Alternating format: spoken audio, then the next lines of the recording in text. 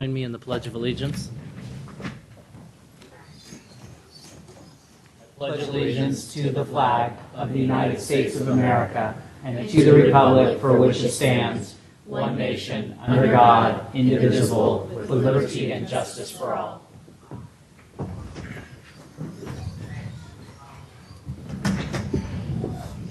Could we start the roll call?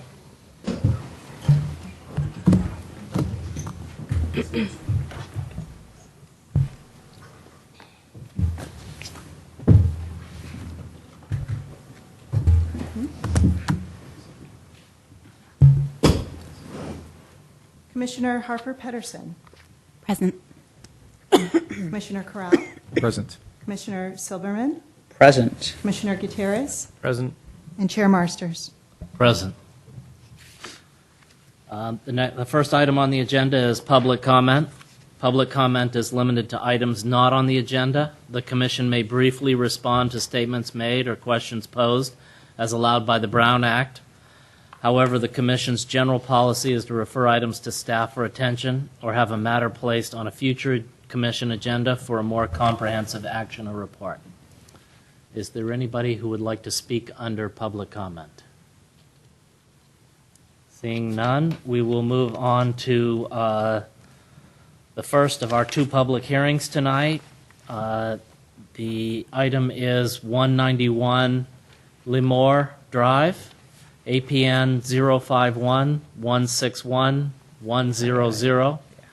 Consideration of a request for approval of a general plan map amendment and zoning district boundary map amendment. We want to approve the minutes first. Yep, missed that one. Let's go back and approve the minutes. I just have a couple quick corrections. Thank you. Okay.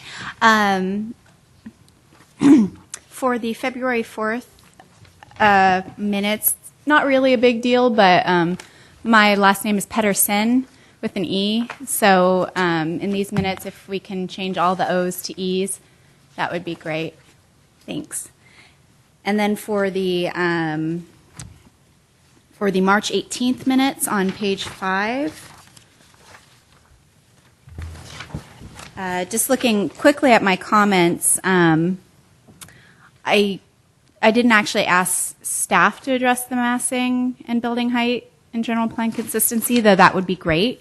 What I said was that the Planning Commission, or at least I understood the Planning Commission, was going to address the massing height, building height, general plan consistency, and that the improvement measures we suggested were not meant to address all these factors. So it's just not listed. And those are my only corrections. Thank you. Any other corrections? Not for me. Do I have a motion to approve the minutes? Move to approve with the changes that were requested by the Commissioner. I'll second that. All those in favor? Aye. Aye. Now we will move on to 191, and you'll have to tell me if I'm pronouncing it correctly or not, but Lemoore Drive, APN 051-161-100, consideration of a request for approval of a general plan map amendment and zoning district boundary map amendment.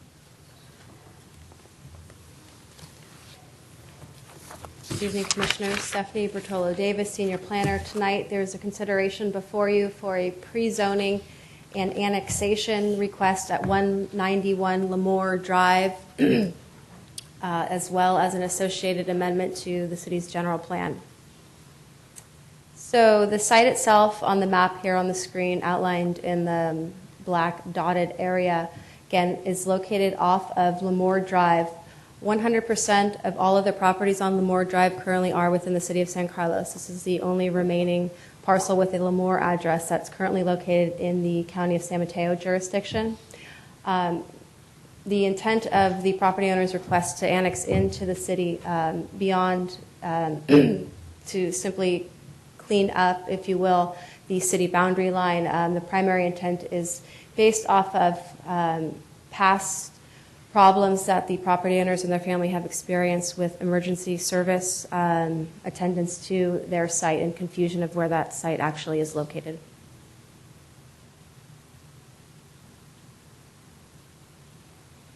Just a brief overview of the annexation process itself.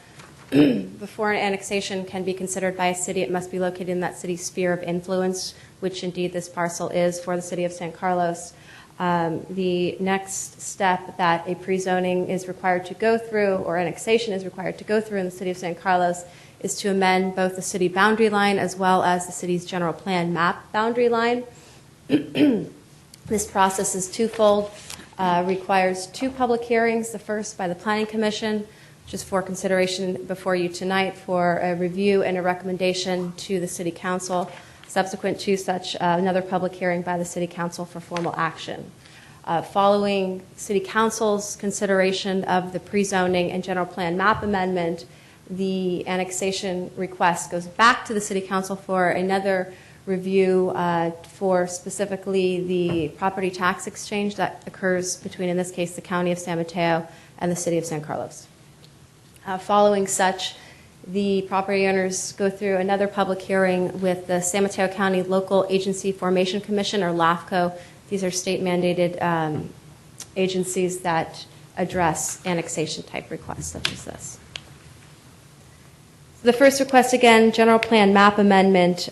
State law does require that a zoning of a parcel be consistent with its underlying general plan designation. The proposed land use designation for this site is of single-family low density, which allows 3 dwelling units per acre. This general plan designation is consistent with what the recommended pre-zoning designation will be, which we'll get into in a moment here. As outlined in the staff report, the proposed request is found to meet all of the required general plan land use policies in order to support such an amendment. So the second process required is the amendment to the city's zoning district boundary map, or the zoning map.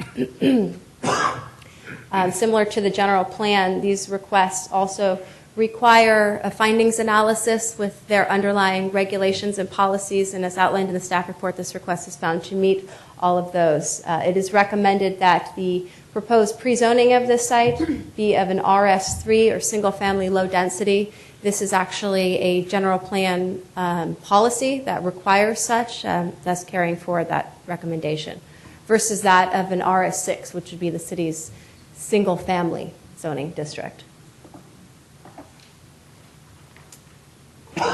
Excuse me. So as I mentioned, there is a series of regulations and criteria that annexation requests do need to meet. They need to find that the parcel or parcels that are requesting annexation are contiguous to both the city boundary and a city street. This parcel meets that. It does require that a fiscal impact analysis be prepared to analyze any reoccurring costs that the city may endure as a result of the annexation. There was a fiscal impact analysis prepared by a third-party economic consulting firm that did conclude that annexation of this parcel would not result in any reoccurring costs to the city, and actually concluded there would be, at this point, at least a minor net fiscal benefit just from the resulting property taxes that the city would receive as a result of the annexation. The project is exempt from CEQA as it is a developed lot. No further subdivision is requested. The lot itself does meet the minimum lot area based on its slope. There's effectively no topography at this site. That is another criteria required by annexations. And lastly, connection to the city sewer system and other public improvements that would be required have been given a precursory review by city departments and determined to be feasible. So with that, it's recommended that the Planning Commission adopt 2 resolutions tonight recommending City Council approval of both the general plan map amendment and a zoning district boundary map amendment to allow for the pre-zoning and annexation of the site at 191 Lemoore Drive. I am happy to answer any questions that the Commission may have. The property owners are here as well if you have any questions specific to them. Thank you. Thank you. Any questions for staff? No? Would the applicant like to speak? You don't have to. Okay, been kind of a long process, but basically my parents and myself actually grew up in the home that we're currently living in own. And my parents lived there for 50 years, bought the house brand new before Lemoore was ever developed, or Timothy, or those were open horse pasture sites when they purchased the house. So about going on for 2 years in July, about a year and a half ago, in July of 2011, my father had a massive heart attack. And there was a big mix-up with emergency vehicles coming to their house on Lemoore Drive. They came down Carmel Lane, which at one time had been open, and could not get through, even though my mother was on the phone saying, don't come down that street, come down Lemoore Drive. And but I guess the fire department and our ambulances just used their GPS to arrive at problems. And in any event, it meant there was a delay in time to get the emergency vehicles to my father, who was laying there unconscious. And they had to then back out of narrow Carmel Lane and come up Scenic and then go up by Clifford School and come down. So there was a good 15-minute delay for my mother there by herself. Finally, by the time they arrived, he was regaining consciousness and was subsequently then taken to the hospital. However, unfortunately, he later died. Since then, my mother lived there for the past year and a half, and we've been real worried sick about her being there alone, and then with what happened previously. So we convinced her to move in with my daughter, and that's, I'm happy to say, has been real successful for her. She's doing real well. But my husband and I purchased the home, and we're living in there now, and we need assurance that the emergency vehicles are going to come should we need it, or should our grandchildren who frequent our house are over and we have any kind of emergency. So it's kind of been the push for us to finally do what we need to do to put this application forward. So appreciate your consideration of this real important issue for us. Do you have any questions or anything? Thank you. Any further discussion? So there's no public comment on this one? Yeah, it's a public hearing, so there's always public comment. Would the public like to, anyone from the public like to speak on this agenda item? Seeing none, do we want to close the public hearing? That's fine. Okay. Move to close the public hearing? All those in favor? Aye. Any discussion? No, I find that it meets all the findings for annexation. Okay.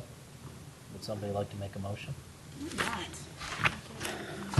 I move that the Planning Commission adopt two resolutions recommending City Council approval of the request for a general map amendment and zoning district boundary map amendment at 191 Lemoore Drive, APN 051161-100, to allow for pre-zoning and annexation of the site based on the findings and for the reasons incorporated in the staff report.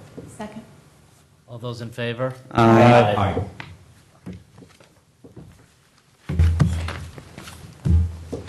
Okay, the next item on the agenda is 299 Club Drive, APN 0490.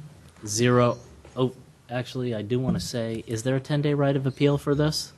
Okay, so I just want to give you the warning that there is a 10-day right of appeal should somebody come forward, which they would only appeal it to the city council, and it's headed to the city council anyway. So, thank you. Thank you. 299 Club Drive, APN 049012-070. consideration of a request for approval of a mitigated negative declaration, general plan amendment, zoning district boundary amendment, tentative parcel map, and grading and dirt haul permit. This is for a property that is currently in the county for a tentative annexation.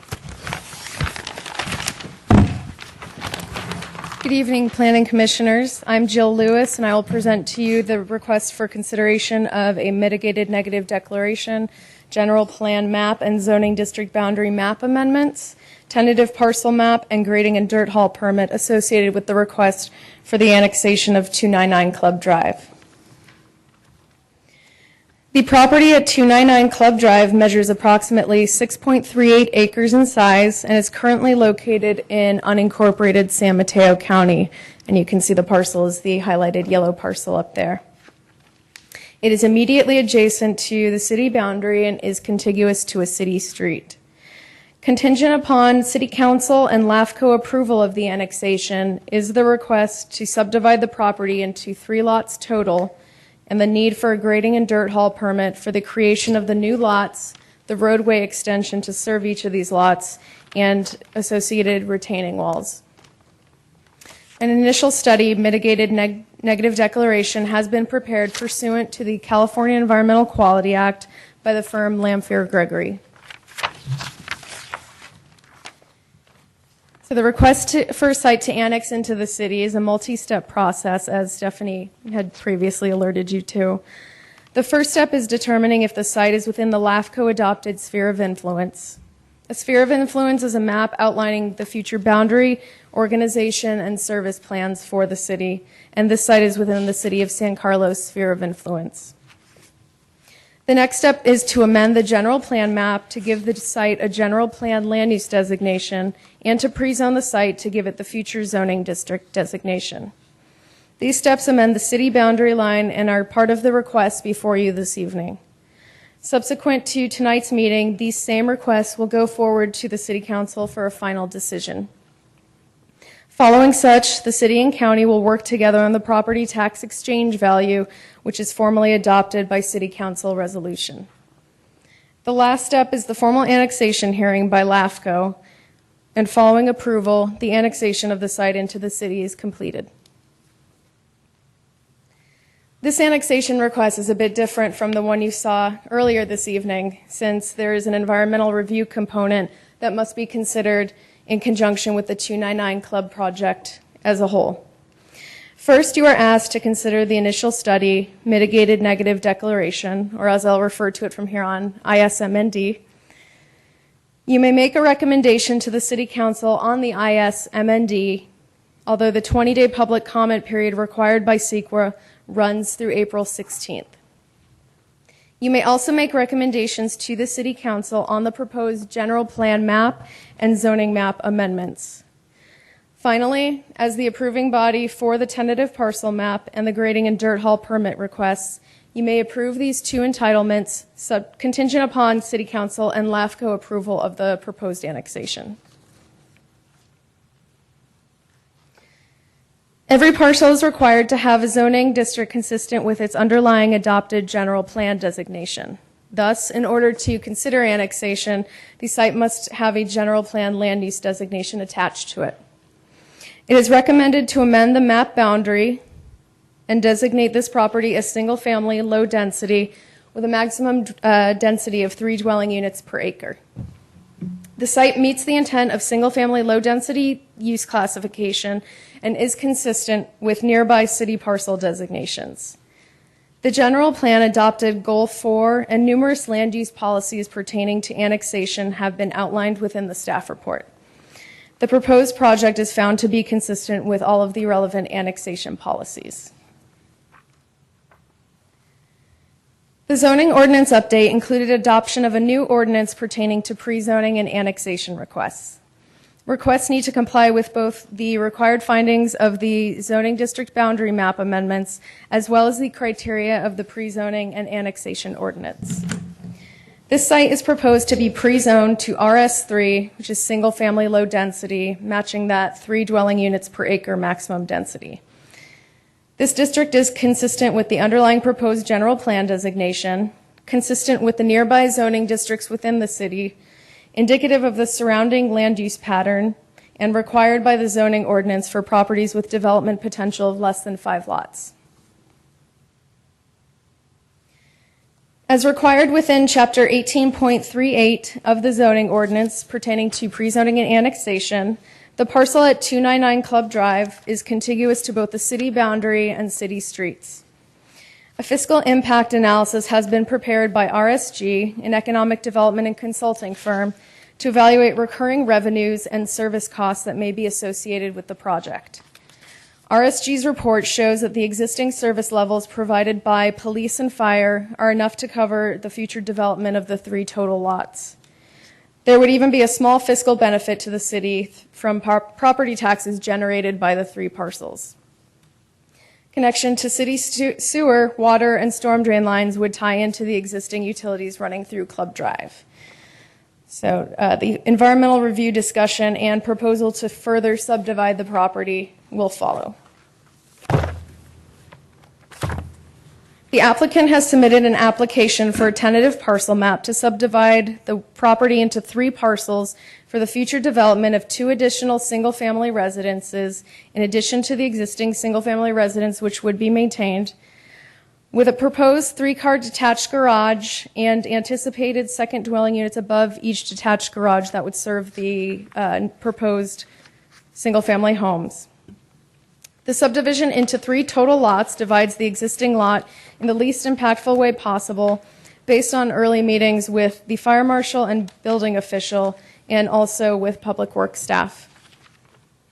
This in part drove the design to use an extension of the existing private driveway with reciprocal easements benefiting each of the proposed lots, since the need for an additional curb cut on Club Drive is avoided. The proposed access and utility easement off of Club Drive will measure a minimum of 35 feet in width up to 50 feet in width, with a paved width of no less than 25 feet. Each of the lots meets the minimum 2-acre size as dictated within the San Carlos Municipal Code subdivision ordinance due to the property's 48.4% average slope. The proposed lot configuration and access has been reviewed and accepted by Public Works staff and the contract city surveyor. So there are 10 total findings that the Planning Commission must make in order to approve a tentative parcel map. And as detailed within the staff report, staff believes that all 10 findings can be made. This didn't show out as properly as it should have. This shows the subdivision plan to give you an idea of the proposed lots and future structure placement. This also provides a sense of where the roadway will be located, so it's an extension off of this existing driveway down and over.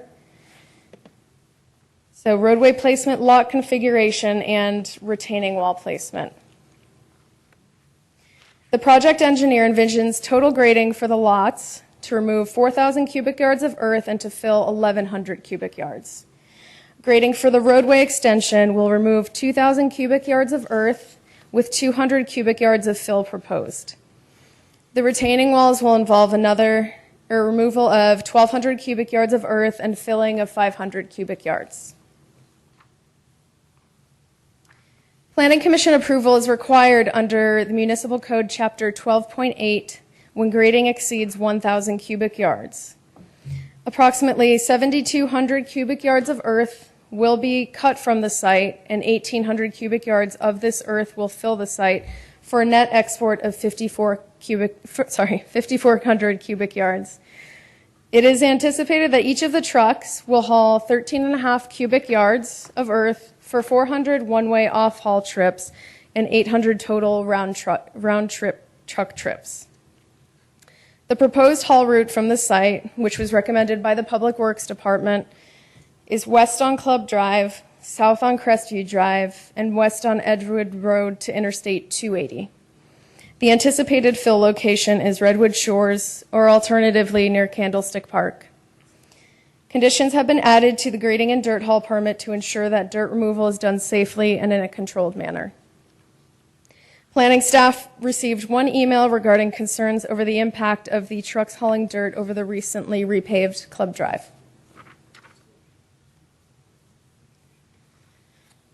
An ISM&D has been prepared by Lanphier Gregory, a city-chosen environmental consultant pursuant to the California Environmental Quality Act, or CEQA, to identify any potentially significant environmental effects associated with the specific merits of the project itself. There are 17 different environmental factors that must be considered as required by CEQA when considering the requested project entitlements and overall development of the entire project. The IS initial study identified several potentially significant impacts that could result from the project related to air quality, biological resources, cultural resources, geology and soils, and noise. However, since the initial study concluded that these impacts could be mitigated to a level of insignificance with suggested mitigation measures, a mitigated negative declaration was prepared. CEQA requires a minimum public review of 20 days, which began on March 28th and will last through April 16th, 2013. Although the 20-day period continues on after tonight's public hearing, the Planning Commission can still recommend that the City Council adopt the MND based on the findings within the document. Planning staff will take public comment on the IS MND through April 16th, 2013, and has already received a few inquiries regarding the availability of the document for review. So these are the two recommendations outlined in the staff report regarding the project, the first of which recommends that the Commission recommend that the City Council adopt the mitigated negative declaration and general plan and zoning district boundary amendments to allow for the pre-zoning and annexation of 299 Club Drive, and the second of which approves the tentative parcel map and the request for a grading and dirt haul permit contingent upon City Council and LAFCO approval of the pre-zoning and annexation request. So these are 3 out of the 4 formal motions you're asked to make this evening, with the 4th motion on the next slide. With that, I'm happy to answer any questions you may have of staff. The applicant is also here this evening with his civil engineer, who is available to answer any technical questions you may have of the project design. Thank you. Thank you. Questions of staff? I just had a question about the noticing. Did I read that it was a 300-foot radius from the property? Do we have a list of actually who was noticed Yes. specifically? Mm-hmm. Because that particular parcel, it seems like 300 feet is not adequate enough. I don't know how you, I mean, It's 300 feet according to the zoning ordinance, and that doesn't matter where the parcel is or what and the surrounds it. noticing of the plan for the dirt removal? The notice for the dirt haul route goes to residences fronting on the local and collector streets. So in this case, Crestview Drive was considered an arterial and was not noticed, but each of the residences along Club Drive to Crestview did receive notice. That's pretty standard. And there was also a newspaper notice published.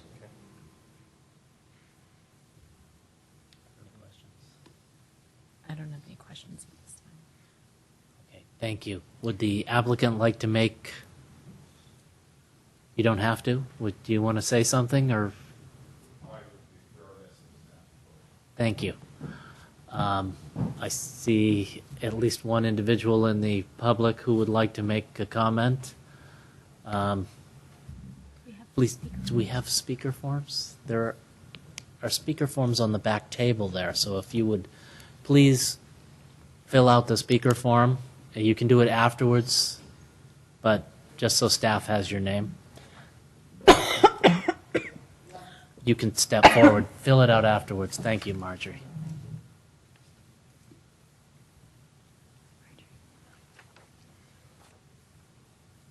My name is Marjorie Ranch. I live at 3 Trillium Drive, which is right behind or in front of the the property that they're talking about, depending on how you're looking at it. I would just ask that don't you have a subcommittee that had reviewed this previously? This is not the subdivision I think you're thinking about. This is Right. actually an annexation of a piece of property into the city. I know, So, I know. okay. Okay. In this case, With a property put into 3 parcels, correctly? yes. And this is the one that is on the corner of Club Drive and Crestview Drive, correct? No. No, it's further Further down. down. No, yeah. I'm sorry. You're confusing two projects. Am I? It's Yes. midway between basically Crestview and It's a large home that's kind of sideways. It doesn't face Club Drive, but the driveway goes up from Club, and it faces west. It's west, isn't it? I think so. But it's further down Club. It's not near Crestview. It's not near those. It's halfway Then I down. was never noticed for this project. I Because have you're been? not within the 300 feet of the You can't be project. serious.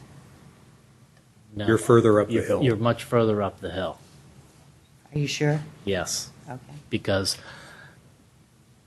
if this is the one that would have gone to the Residential Design Review Committee, we would have a packet of what was discussed at the Residential Design Review Committee.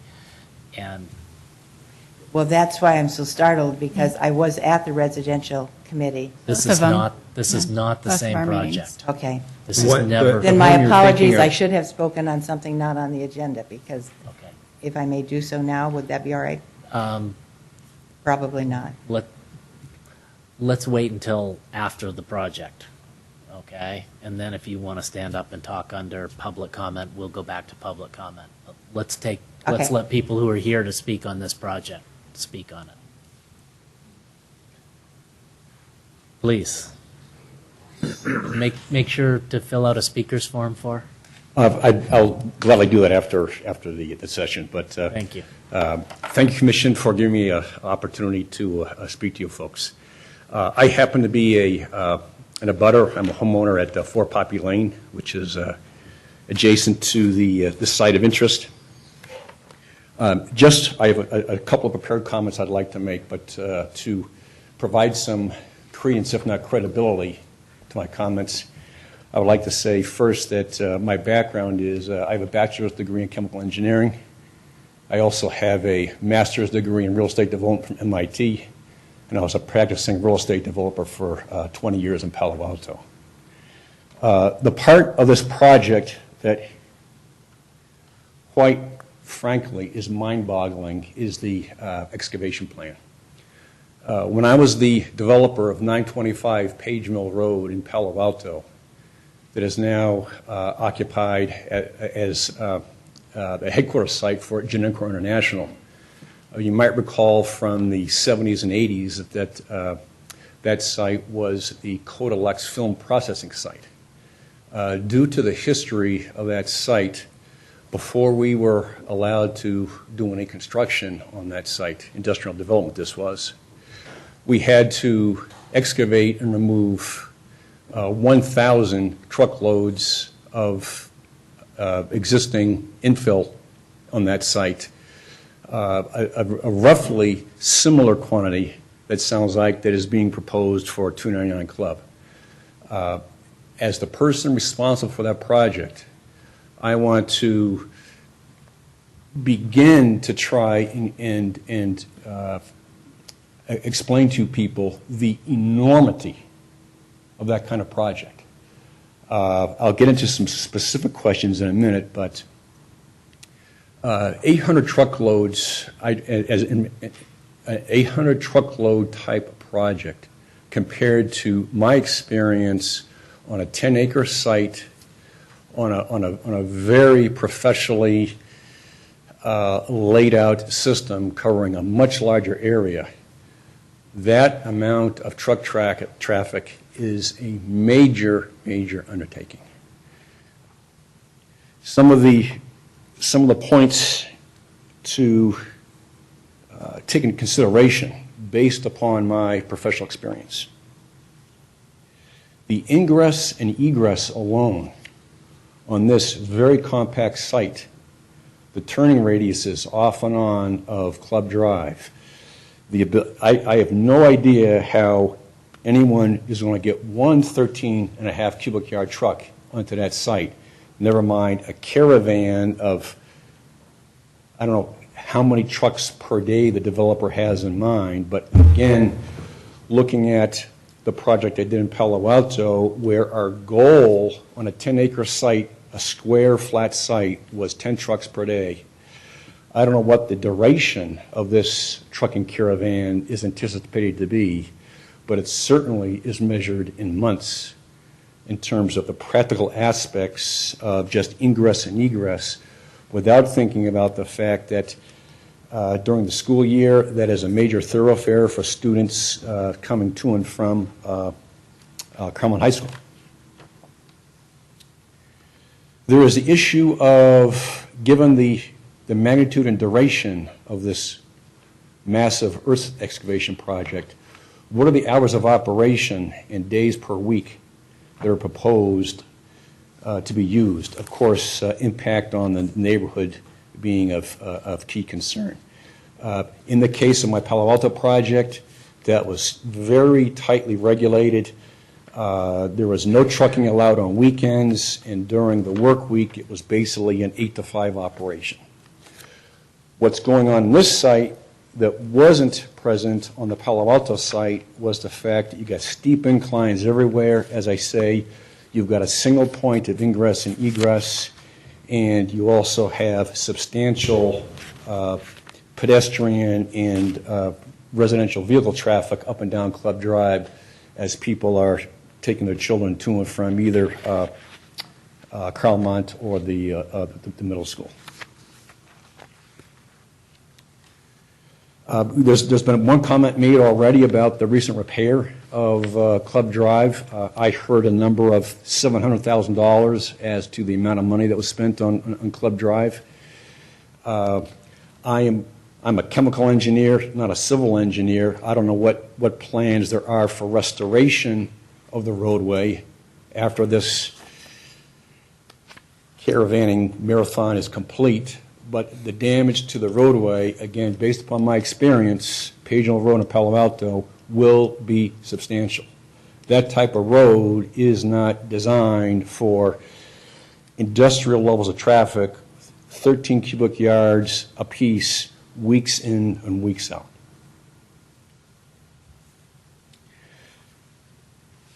There is the issue of traffic control.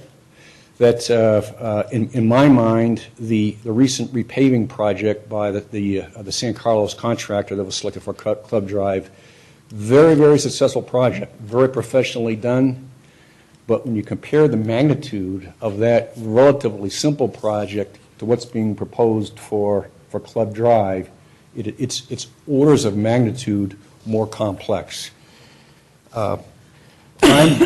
I'm generally a pro-development guy. I mean, most of my career has been associated with the development, design, and construction of major facilities. As a person and an abutter to this project, I can see I've got, I'll use just a generous term, just very, very serious thoughts about what's the impact on me alone going to be getting up and down, to and from work, taking my son to Carlmont, getting to work, whether it's through a Crestview or Hastings, when you've got 800 trucks planned to somehow wind their way and make the corner into that very, very small, flag lot on 299 Club Drive. One of the major factors that the Palo Alto Planning Commission was concerned about in the Palo Alto project was the quality of the soil being brought into the site. I think there is I don't recall from the presentation what the net inflow material was, but in the case of the Palo Alto project, the citizens of the Planning Commission were very concerned that there wasn't some type of off-site, low-quality, marginally contaminated material that would come from some cheap location and dropped inadvertently into the new location without any of the stakeholders actually being aware of that fact. As a result, there was a very detailed quality control process that was brought to bear, where before any new material was dropped on the site, there would have to be spot testing of each and every truckload of material coming onto the site to ensure that there wasn't, whether it was planned, coincidental, or accidental. People needed to be assured that what was coming into the site was not coming from another site that was had some type of contamination associated with it. That then ties back to my earlier comment about this 800 truckloads. If you share the same level of concern that the Palo Alto Commission had, and you think that there is a testing component that should be done, especially for Devonshire Canyon, that slows things down all the more.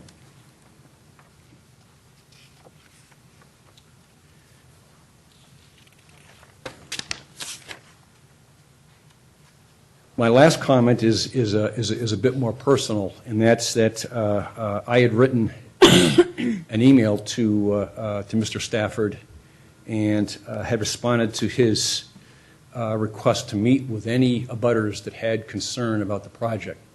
My concerns obviously are substantial, and I was unable to get Mr. Stafford to respond to my message, so my request to him stands unfulfilled.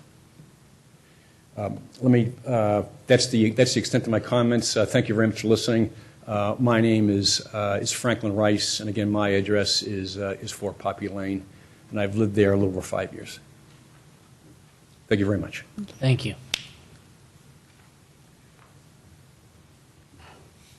Is there anyone else from the public who would like to speak on the project?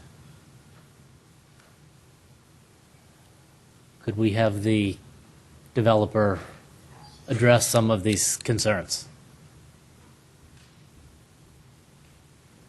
Good evening, commissioners and Mr. Rice.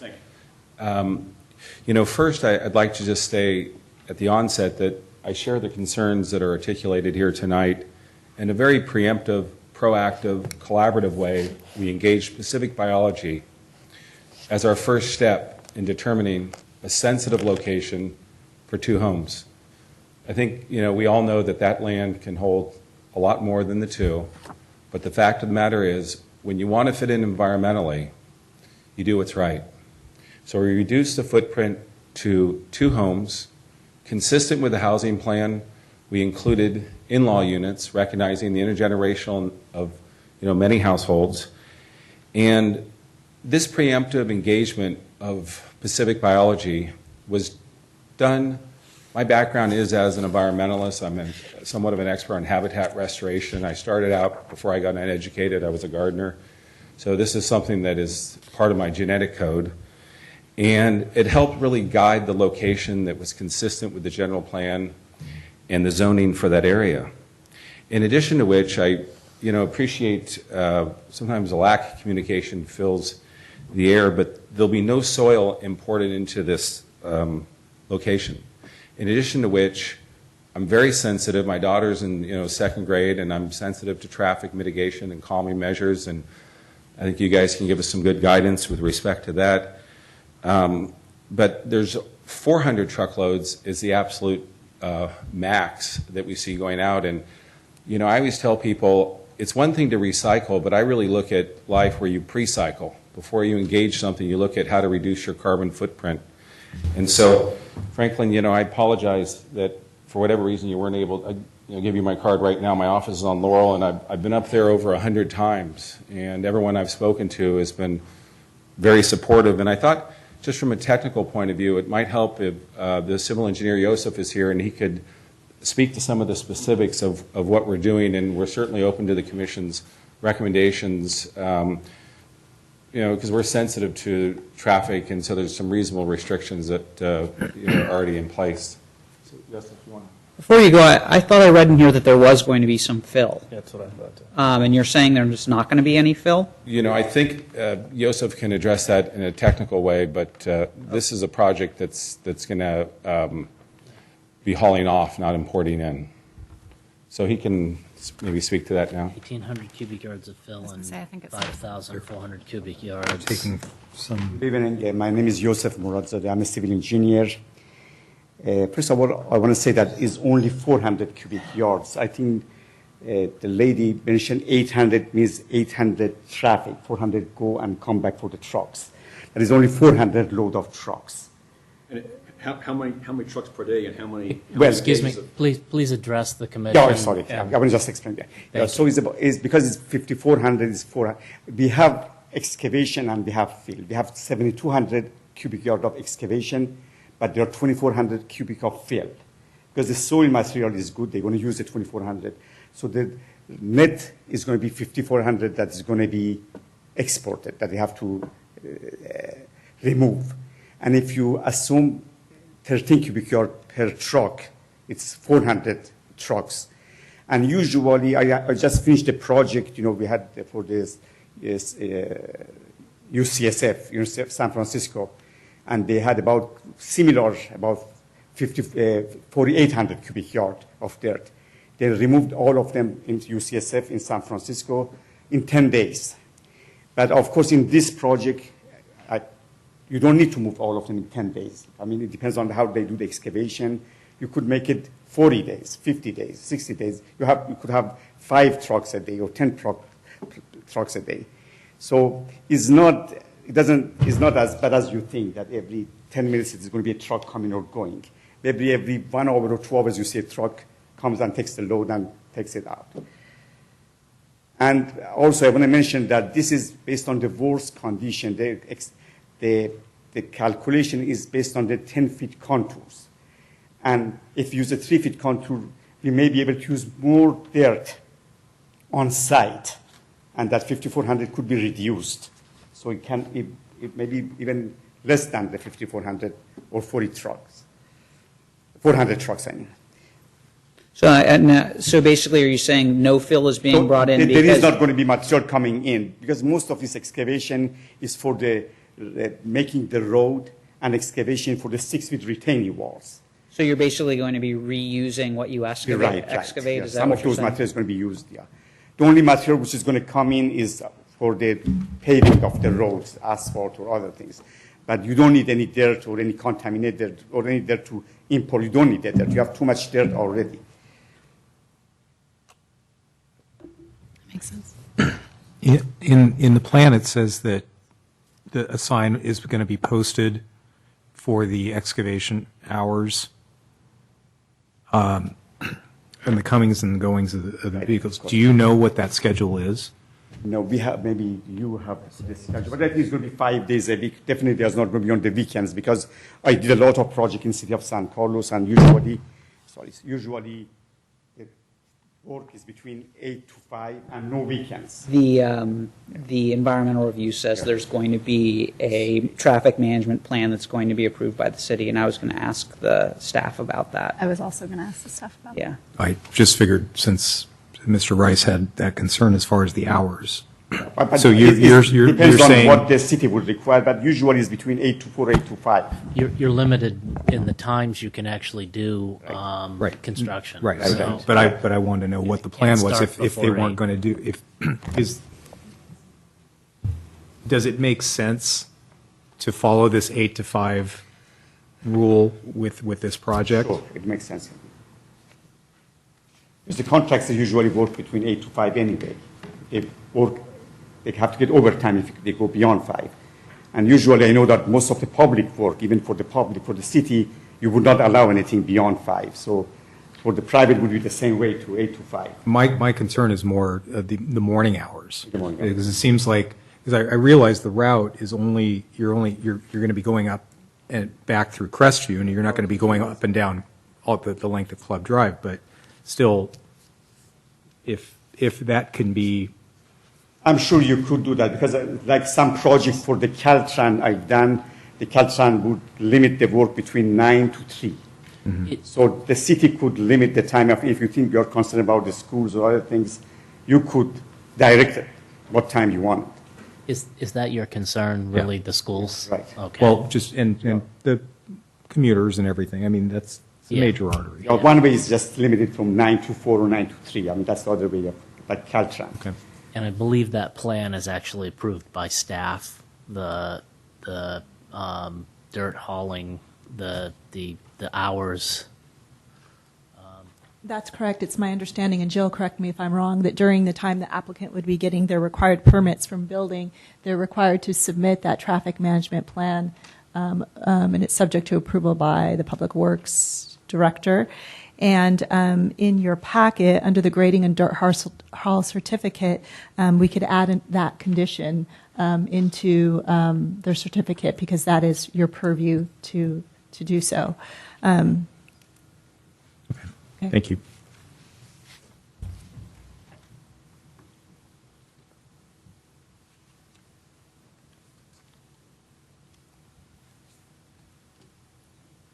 Anyone else have any questions? Not from the applicant, from me. Just one quick one. The hill that the site is going on is pretty steep, right? It's almost, I want to say 48%. Is the average slope is a 48%. Right. So I'm just curious, how much usable land outside of the houses is there? Do you know how much usable space there is beyond the footprint of the houses? Yeah, because how much each of the them yard? we have about 2 acres. Each of them is 2 acres, which is about slightly more than 2 acres because it's 6.3 acres the total. So 2 acres is about 86,000 square feet. So the footprint of the house, I don't think is more than 3,000 square feet or 4,000 square feet. So you have 80,000 square feet, the rest of the land. Right, but most of that wouldn't be usable because it's basically. Yeah, it's kind of a steep It's slope. a steep. Okay, I just didn't know if there was any landscaping plan in mind or anything at this point in time. Not at this time, yeah. Okay. Thank you. The one other item that was brought up but not really addressed was the repair of Club Drive. And I believe that as part of the conditions of the dirt haul permit, if there is damage to Club Drive, that will be taken care of by the developer. So you need not worry about Club Drive and the condition of Club Drive after the project. It should be in similar condition to prior to the project. Is that right? Yes, specifically condition number 5 from the draft grading and dirt haul permit refers to the grading bond that would be posted.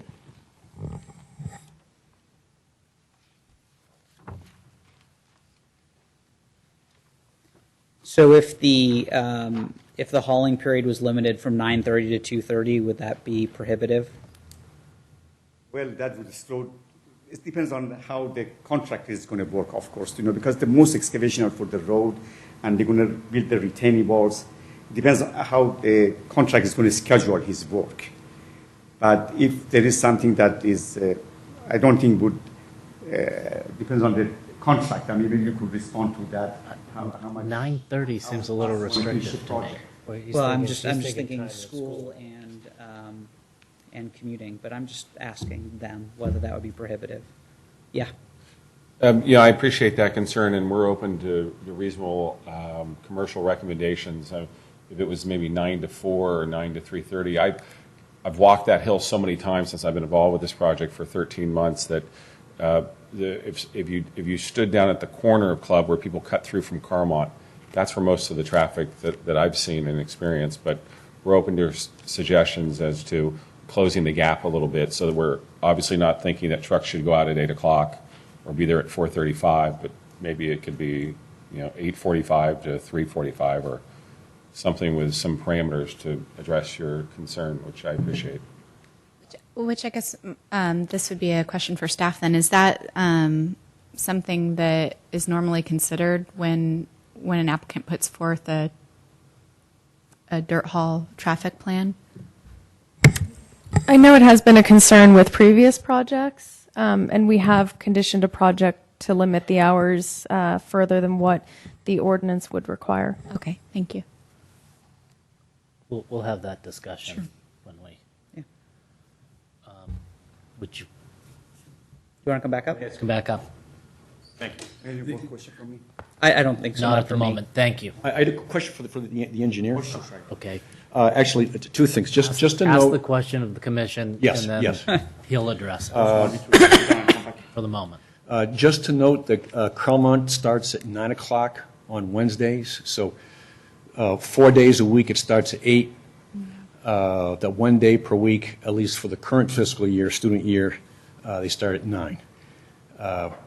I think as a former developer myself, it's a morning issue or a morning congestion when everyone is trying to get their children to school, either at Carmont or the middle school, in that very tight, 15, 20, 30 minutes before the start of the school day period. As a butter and homeowner, I'm much less and parent, I'm much less concerned about what's going on late in the day because it's a more casual situation.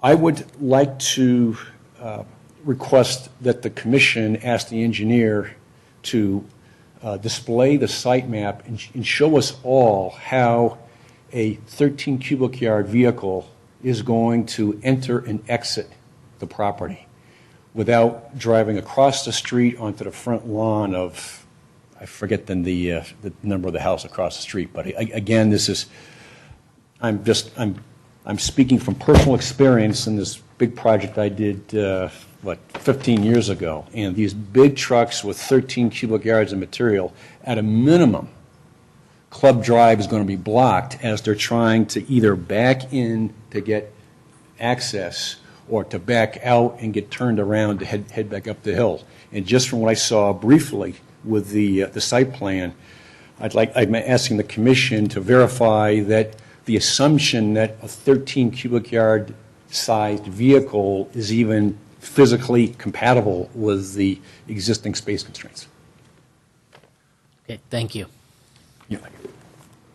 Would you like to come up and address the vehicle size issue? Can we put the site map back up? Can we put the site map up, Jill? 13 cubic yard that we are talking doesn't have to be 13 cubic. They could, because it's not a mass excavation that has to happen all in 1 day or 10 days.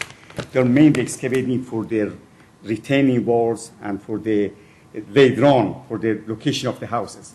So they could use a 9 cubic yard truck. It doesn't have to be 13 cubic yard truck. I see. That's the answer to. I agree with you. Yeah, I agree with you. I agree with you. The 13 cubic yard, you're going to occupy a portion of the club drive. I agree with you. But it doesn't have to be. It's not something that you have to get rid of the all for 4,800 cubic yard in 10 days or 20 days or 30 days. They do it slowly. They have to excavate for retaining walls, as I said, and the road. They could use a 9 cubic yard. I think the concern is the size of the vehicle and the width of the driveway and its ability to actually make that corner out So onto if you Club use a Drive. smaller truck, you don't have to worry about that. If you use a 9 cubic yard Okay, truck. if you use That would a solve- smaller right, truck, right. then you end up trips. doing Right. more trips. Right, right. Okay, so it's a trade-off. Correct. One way or another. And that's something that the developer has to And I agree make with that you. decision. It's going to be very difficult. That's very Yeah, right. difficult. I agree. It can be done with smaller trucks, but that's going to require more truckloads. Because there's a house here now that's Yes. fairly new. Yeah. So I'm assuming that not a job of the same magnitude was done to build this house, but they did have to do some significant grading to build that place. And the existing road is 20 feet road, the road Right. which exists right now. It's a 20 foot, nice wide road. Okay. Thank you. Thank you. Are you going to speak about this project? Okay, come on up. You'll get a chance to. There's another gentleman who wanted to speak as well. Please. Thanks, Marjorie. Thank you. And can you make sure that you fill out a speaker card? Yes. Again, I'm Marjorie Ranch, 3 Trillium Lane, San Carlos, and I'd like to speak to the notification and procedural process that has not gone on. Looking at your book, if you would open, I can't tell what page this is, but I have discovered where this is located. And it is just down the street. It is right next door to this gentleman. Our homeowners association, the majority of us have not been included in any notification process whatsoever. You are part of the Crestview Park Homeowners Yep. Association. And I think our board of directors would like to know about this. I am formally requesting that you put a hold on this until we can have an opportunity to look at it. Am I looking at the right page? Yes, you Marjorie? are. Okay. And if you look at the houses that are across the street, Page this 30. gentleman's property is one of them. The ones directly across the street here? Yes. And that's is that Trillium right there? No, Trillium is farther up Club Drive. That's what I thought. Okay. But these are parts of the homeowners association. Of the same homeowners. The same homeowners association, we have received no I think it's notification. a very good comment. No I- notification. I'd assumed that the entire Crestview, No. if I got it, I assumed everybody got it. No. If you look at the 300 radius on this, most of it is grassland and out over a cliff. And if, I don't know that anyone else is here tonight to express a concern, but you aren't going to get much concern from rabbits, which is all that's populated out there. Actually, I came here for one reason, and I'm certainly glad I came, because this should not be happening without further input. The zoning ordinance only requires that No, we I think make you ought to a modify it, Scott, 300. somehow. Chair Masters, if I may. When you've got this much grassland, that is also part of it, that there ought to be some way that you incorporate additional people or a homeowners association or something. Let Al As speak to part this. of the zoning ordinance, we went through this multiple times, talking about 300 feet versus 500 feet, Regardless of the location, regardless of the location. I'll still put a formal request in it. I'm sorry, Lacey. If you need it from our homeowners association, I'll get it to you tomorrow. Also, remember, you will have an opportunity at this, at the city council meeting, because at this point. But all meanwhile, we're- we've got April 16th coming up, and we've got a lot of homeowners and our families out on spring break as Well, well. that's when the end of the Review. review is. Mm-hmm. That doesn't mean that it's going to go to the city council on April 16th. I know. Okay? So you will have another shot at this at the city council. You will also have shots at this when the buildings actually come forward. We're not talking about building anything at this point. All we're talking about is dirt hauling permits. We're talking about. Fairness of notification. Okay. Lisa, I'm sorry. Did you have something to say? Or Well, I'm just looking at the notice list here, and the notice of the intent to adopt the mitigated negative declaration has quite a long list of property owners, and Mrs. Ranch is one of them, but maybe because the notice went out on the 28th, and it was a larger than normal mailing, perhaps it hasn't all arrived at everyone's mailbox yet on the mitigated negative declaration. For the project entitlements, public notice regarding the entitlements was mailed to the same radius on March 21st. And referenced the ISM&D that would be prepared. Where in our packet is that list? It wasn't in your packet. I was going to say I didn't see it. I didn't see it either. Normally I see it Yeah. at DRC, but I don't. See So it to here. clarify, you're saying that what was the radius that was sent, or how was the list compiled? And what you said, the list went out on the 21st of March? Right. So the mailing radius was 300 feet. That's for all of the project entitlements. The dirt haul request also requires notification of the residences fronting on Club Drive. And then it was also published in a local newspaper on March 22nd.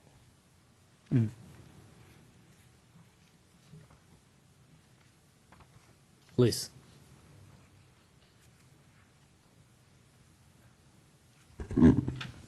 Thank you. My name is Keith Rawlings. I live at 9 Honeysuckle, which also faces out onto Club. Aside from the concerns that were already raised, I have a second one, which is a little bit different, which is given the curve and the nature of Club Drive, there are frequently a group of blind curves. You cannot see all the way around them. So I would really encourage this idea of not having it until moving to these trucks until at least after 9 o'clock, because you can't see now, in some cases, coming around the curves with people trying to come either out of driveways. The truck trafficking will indeed impact that, I do believe. And there's a fair amount of pedestrian traffic and bicycle traffic that also happens along Club, even in the mornings. So anything that would mitigate some of that between, say, 9 o'clock and 4 o'clock, I agree that the evenings are less of a concern. But to really address the fact that even moving trucks have a difficulty with getting around or turning in on Club, this is going to create a significant problem around just not seeing around these curves. And I also believe it's going to impact Hastings, which is the street that is where you normally will be able to turn before you get to 299. So again, my concern is more about the hours of the dirt haul more than anything else. I agree with all the other things that have been stated, but as long as it can be done in a way that mitigates some of those concerns of people coming around those curves with the trucks, stop traffic as a result of the trucks, to remove any of those safety issues. I believe part of the dirt hauling permit requires individuals to be there to monitor the situation and to direct traffic I during the whole completely agree with that, process. but that means that you're now moving further up the nature of Club than the 300-foot radius in terms of notification. You're now up to Honeysuckle, Mayflower, which is beyond the 300-foot radius, but that's where the curves are. And as a result, if you get any traffic that is backing up, I just want to make sure that those things are taken into account whenever the hours that the trucks are going to be in usage. Okay. Thank you. Can you make sure you fill out? Yes, please. Thanks. Is there anybody else from, please, Mr. Rice? Thank you again for listening to my comments. As I've been sitting here listening to your questions, it does seem to me that with the trucking route, including going up Club and then south on Crestview, and this issue of what the hours of operation are, I would like to propose to the Commission that when we talk about hours of operation, it's as defined as at what point trucks are allowed to begin their descent on or ascent on Club Drive. Crestview's another story. There's, as you make the corner, there's a lot of room. Trucks could be parked up against the west curb on Crestview and stay out of the way of traffic prior to 9 o'clock, but to have them come down Club Drive and park on the north curb on Club, waiting for the beginning of operations actually on the site, I think would be difficult to do safely. I don't believe they're allowed to queue on city streets. They actually need to show up and go directly onto the property. Sure. Yeah. So they won't be sitting up on Crestview or Club for any reason. They'll actually show up, enter the property, get filled up, leave, and they'll be using some method of communication so that when that one leaves, another one will be on its way. Very good. Thank you.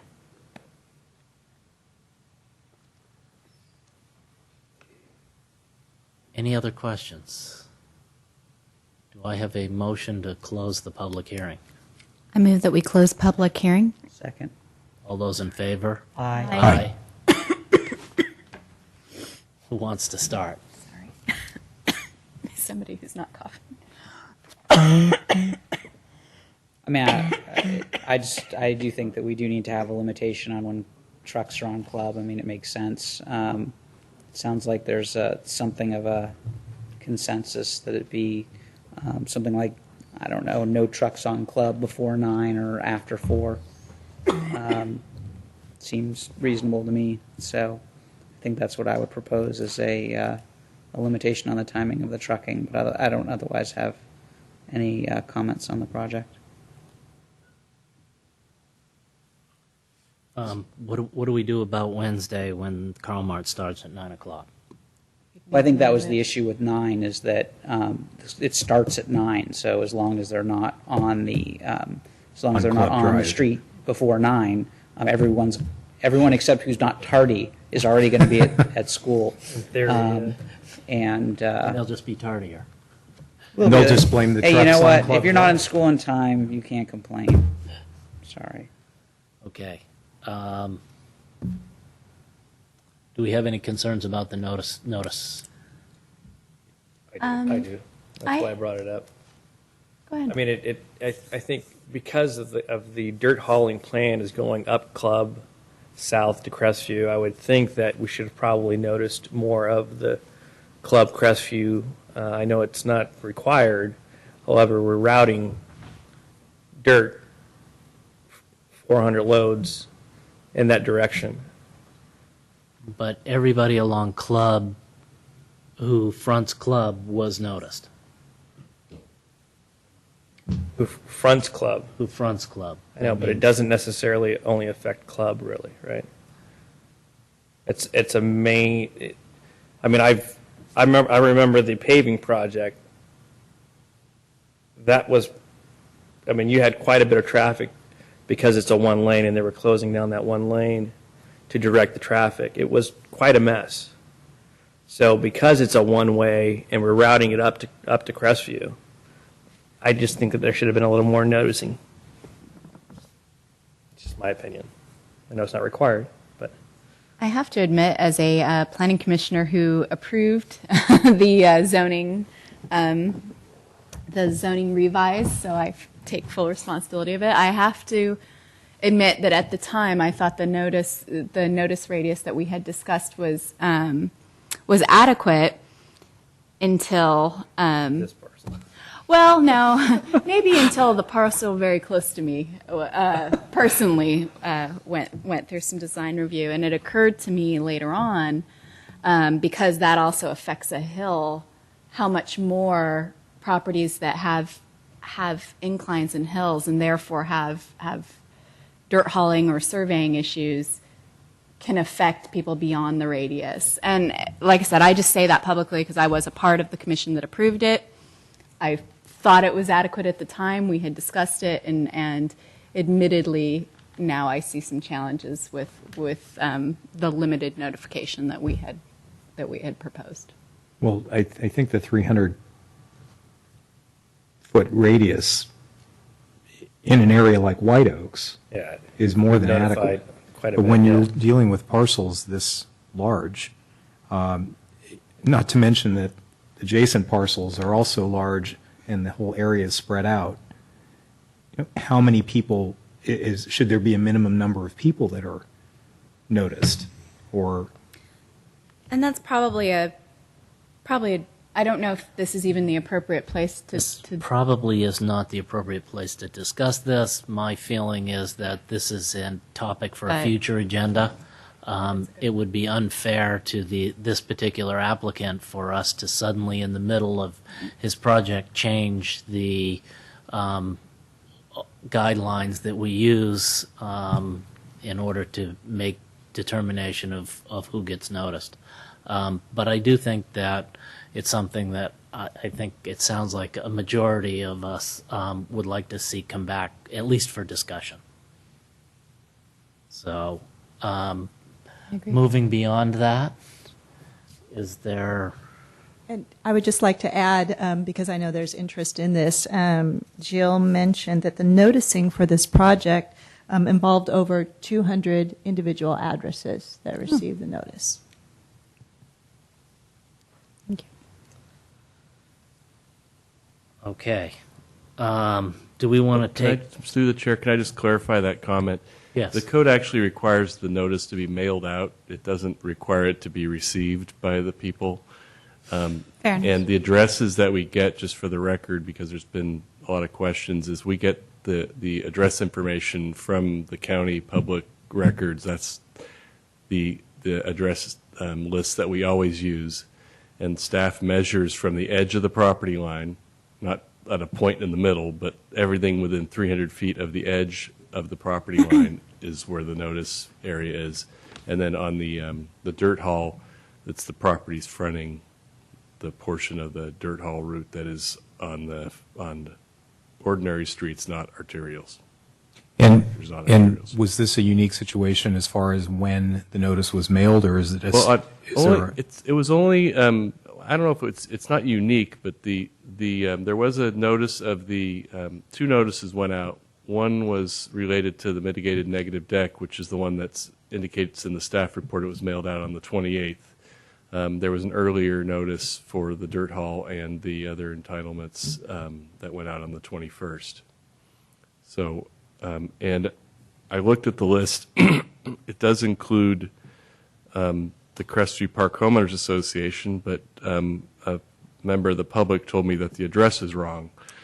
But that is legally not significant because the code requires that we mail it to the last known address, and if we're relying on the public county records to provide us with addresses, that's the way the notice goes out. Can we correct that and make sure that they get a We can notification correct- for the city council meeting? We can should correct approve that, it? and we can update the list if people provide us with the information. I don't know how the property manager of the Crestview Park didn't end up at the county list, but I suspect it's not updated regularly, and it just didn't get to the county records. And that's a good point, that this matter, the mitigated negative deck and the pre-zoning and the third matter are going up to the city council. So you're a recommending body to most of the actions tonight.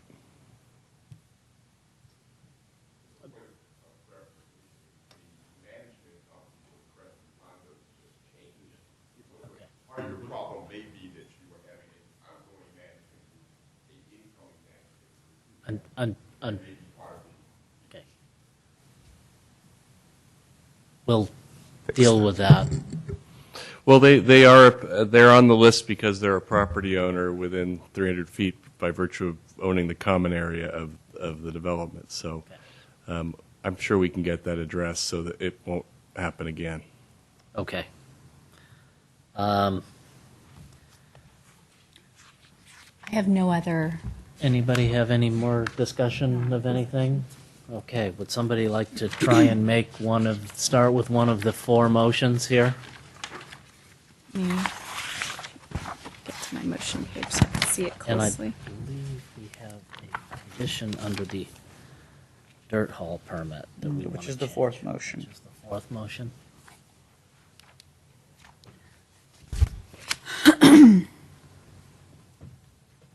I'm afraid to start it because I'm going to start coughing. I move that the Planning Commission adopt a resolution recommending the City Council adopt a mitigated negative declaration for the project at 299 Club Drive, APN 049-012-070, based on the findings and for the reasons as discussed within the staff report and within the prepared initial study mitigated negative declaration. Do I have a second? I second. All those in favor? Aye. Aye. Yeah, I can do number 2.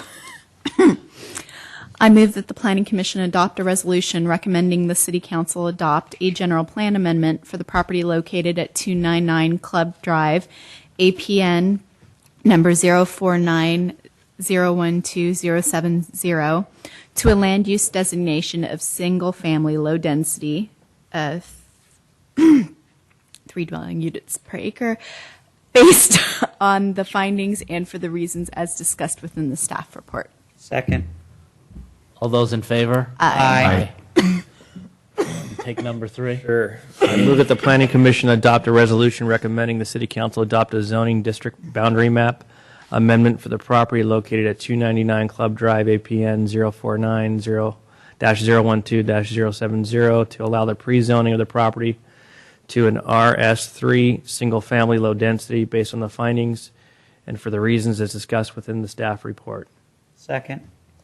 All those in favor? Aye. Aye. So how do we do the fourth? Can we actually just modify What do the you- motion, or do we have to modify the document that underlies the motion? I think the document. It would be the document that you're modifying. Be the The- yeah. All right. So We want You want to try that? I would love to, thank you. I move that the Planning Commission approve the tentative parcel map as proposed and the grading and dirt haul permit at 299 Club Drive, APN 049-012-070, based on the findings and for the reasons incorporated in the staff report and as conditioned in the tentative parcel map certificate and grading and dirt haul permit approval, contingent upon City Council and LAF Co. approval of the proposed annexation. With the Revision. revision. With revision of, the 9 to 4. is that what we decided? Yeah, Then- that's what we decided. Well, that's what we're being asked to decide. Okay. Can you finish it then? Just finish it for him. I guess we'd like to add, I'd like to add to that motion a number 13 to the draft grading and dirt haul permit, that that no trucks be permitted on Club Drive for the purpose of dirt hauling between the hours of 9 and 4 p.m., 9 a.m. and 4 p.m. No trucks That- be permitted? Before 9 a.m. 9. That we add a 13 to the draft grading and dirt haul permit so that trucks are allowed on Club Drive for the purpose of dirt hauling only between the hours of 9 and 4. Second. They'll make it a nice motion. And Yeah.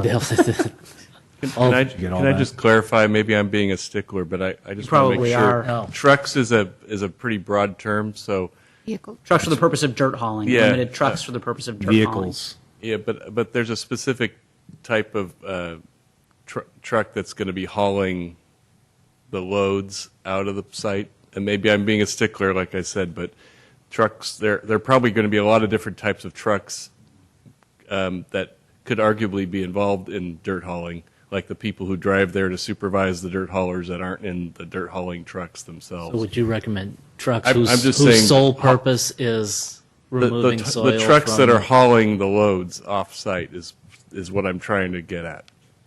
hauling. Fine. I'll take that as a friendly amendment to the amendment from council. Second. Second. Okay.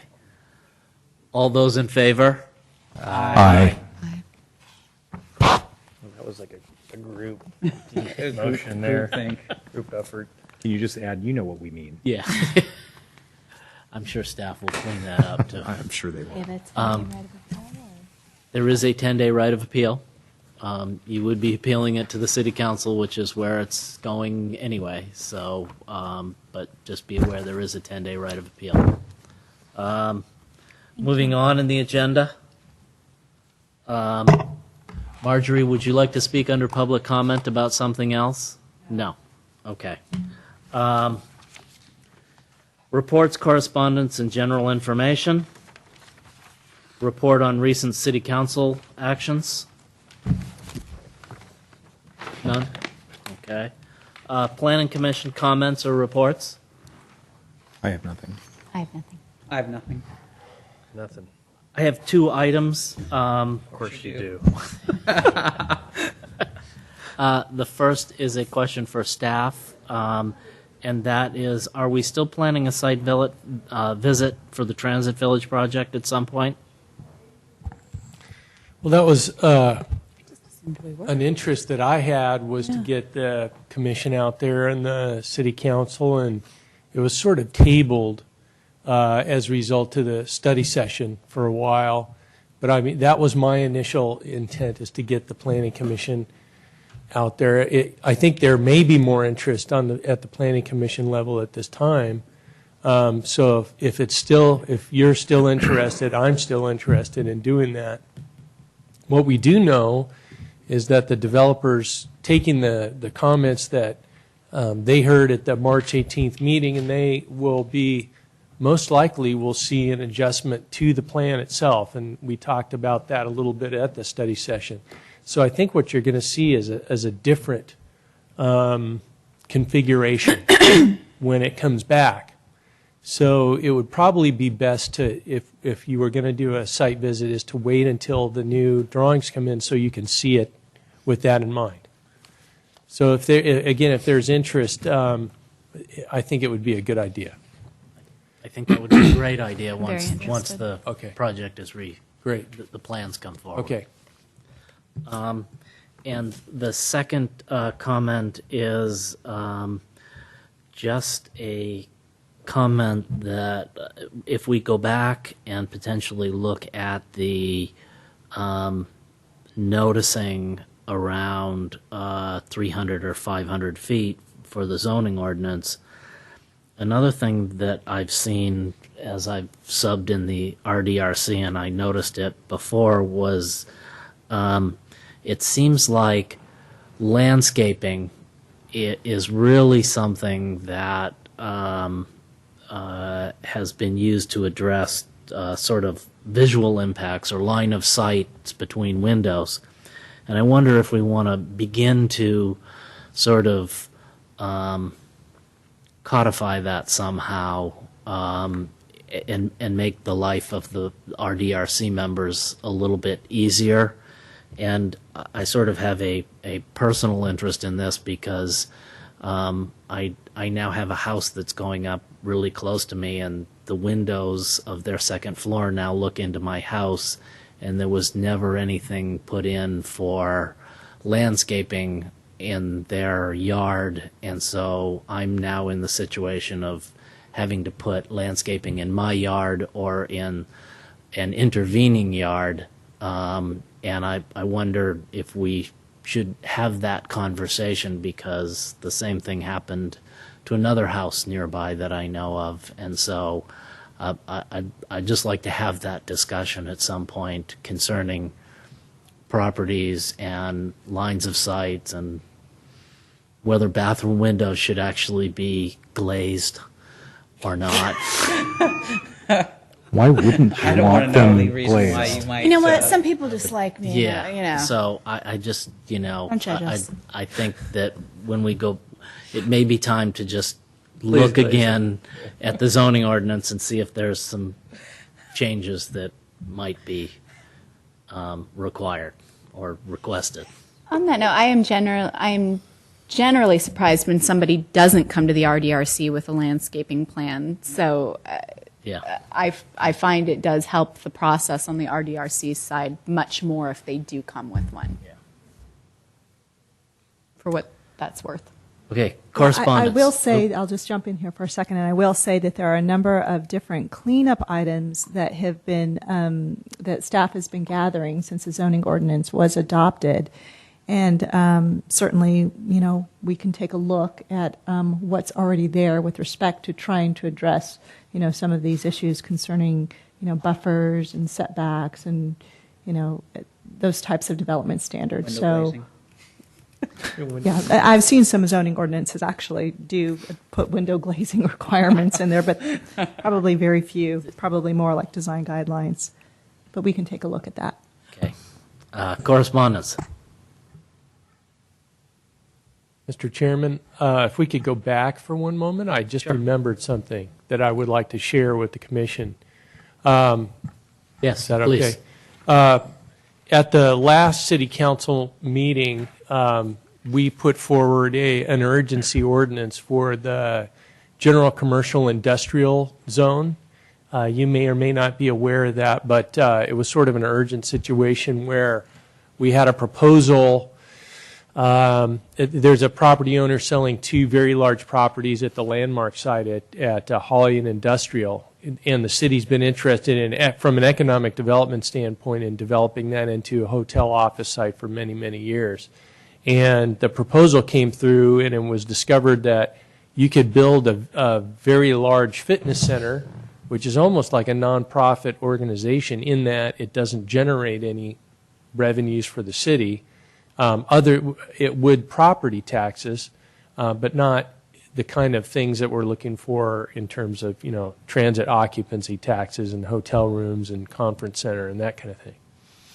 So there was sort of a hole that we discovered in our zoning ordinance that we need to look at closing. And so city staff put forward an urgency ordinance, which is for a 45-day period, to require a conditional use permit for any use that's proposed in the general commercial industrial zone. So we're going to be looking at that for the next 45 days. It may take longer. We think maybe 90, 100 day, but it would come back to the Planning Commission. So staff is going to be bringing that forward very quickly here, and we're going to go through the ordinance with the zoning ordinance with a fine-tooth comb with regard to that zone, and bring it back to the commission. You would then make a recommendation to the city council. When do you think that might come back to us? I'd say, in 60 days or something. We're going to try and push this pretty quickly. All right. Thank you. Planning staff comments, reports, and updates of current projects. I can talk about the downtown parking study. We had our first meeting with the subcommittee, which consisted of Al Savay and I, as well as council members Grocott and Olbert and the city manager. And we went over some of the initial data, and our consultant is going to be making some refinements, basically relating to new graphs, gathering some additional information based upon the comments that were received. And then we're also, following that, we'll be beginning organizing our 2 stakeholder meetings that are part of the work that's involved in updating the downtown parking study. And we'll probably have the first round with stakeholders involving some of the merchants and property owners within the vicinity, to be followed by the 6-member stakeholder committee meeting. So that's just a short update on that. For the next Planning Commission hearing on April 15th, we don't have any projects that are ready to be presented to the Commission. So the next time we'd meet would be on May 6th. And one of the things that we will have on our agenda, provided that all of the appointments for the Planning Commissions is set, is possibly election of new officers sometime in early May or perhaps later in the month. And that's about it. I actually had a question, because my term officially expires the end of May. I believe you're correct. Yours expires May 31st, but according to my notes, that you are eligible for another 3-year reappointment. Correct. And through the chair, we did just change our commission's ordinance to unify or standardize the beginning and end dates. So it's going to be a July 1st through June 30th. So if your term expires before the end of the year, I incorporated into the ordinance a provision that your term will be extended so that you coordinate with that new regime of July 1st through June 30th. So your new term would begin, your term would be extended through June 30th automatically, and then presuming you're reappointed, it would go from July 1st. I mean, you had 12 months for the price of 9. Well done. Wow. It's quite a deal. It is. An extra quarter for no extra cost. Wow.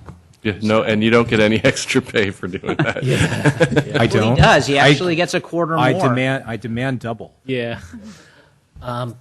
We, at one point, actually appointed one of our members to be on the parking study.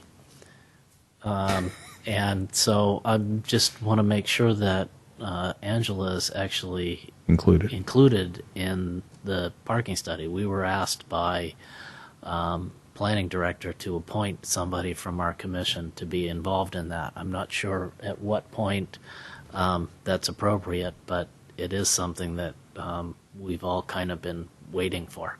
Yes, that's my understanding as well. So I have the list of all the 6 members, and certainly Angela is one of them. We just haven't had the meeting yet. Okay. So I just wanted to make sure that Yes. that was something. Correct. Okay.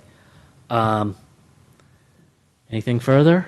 I'm assuming there's no, since the April 15th meeting's canceled, there's not a chance that there's going to be anything else requiring us to meet. No, I don't believe so. I can't foresee anything coming up from now until then. I was going to let you know I wouldn't have been able to go to the April 15th meeting because I'm going to be gone. Okay, great. So, Thank you. Okay. Is RDRC still scheduled?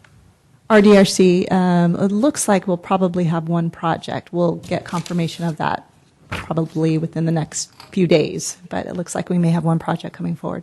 Thank you. Sorry to interrupt. I didn't mean to. Meeting adjourned. Thank you.